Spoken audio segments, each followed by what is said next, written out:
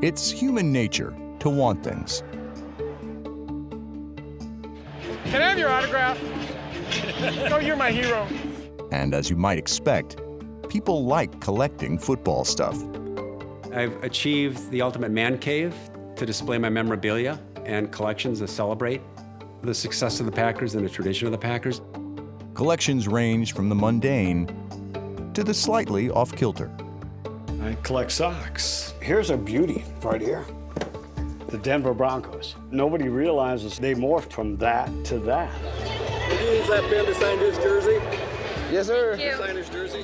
Whether you're into autographs, stuffed animals,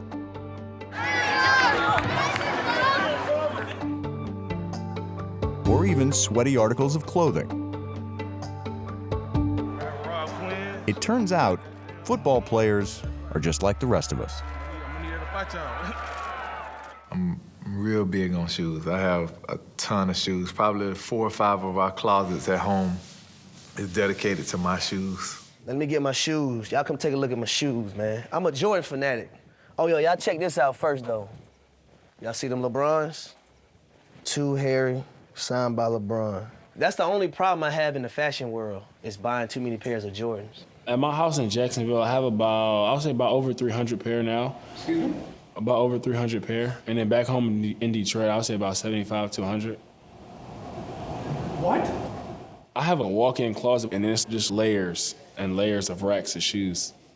I probably wear 25% of my shoes. So like the shoes that I do wear is kind of like a rotation. The rest I just keep. Sneakerheads love their collections, body and soul. And there's no need to tread lightly when it comes to things people prized as kids. Love collecting marbles, all the real pretty ones. They had so many different colors. The bolder marbles that people talked about. I was a marble guy when I was younger. 7-Eleven Slurpee cups, you know, they had the player names on them. You rinsed them, you stacked them, those were a big deal. Problem was every once in a while you didn't fully rinse them and then 2 stuck together and then, so they probably went out in the trash. My generation in the 70s, we had the Matchbox cars, so, you know, but I lost mine pretty quickly. Soda bottles, because you get 5 cents back for them back when I was a kid. Of all the items that coaches treasured, there was one common collectible.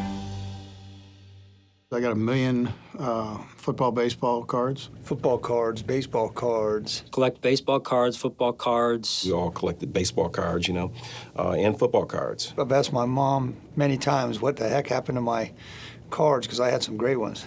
My oldest brother, Jim, and my brother, John, one day they got in a big fight, and Jim decided to take John's best property, which was a Pete Rose rookie card, and poke holes in the eyeballs. That card's not worth much anymore. Pretty big fight that I had to break up. And my mom came out with a wooden spoon, so everybody calmed down. We would set up all the baseball cards around the field, and you'd position them a certain way, and then we'd cut crayons, and we would pitch the crayon to the other guy, and you had the card, and you hit the crayon, and wherever it landed, we had a bunch of rules for whether it was a single, a double, an out, or whatever. And the cards got pretty marked up with the crayons, you know, so our cards were never in good shape. A lot of the older ones have a lot more personal meaning to me than they would have to any other collector. I played with them, so we had Johnny Unitas handing off to Jim Brown, throwing to Mike Ditka against Dick Butkus. They blocked and they tackled and they crashed into each other. There's a lot of wear and tear on those cards. Bill Belichick's cards may not have retained their value.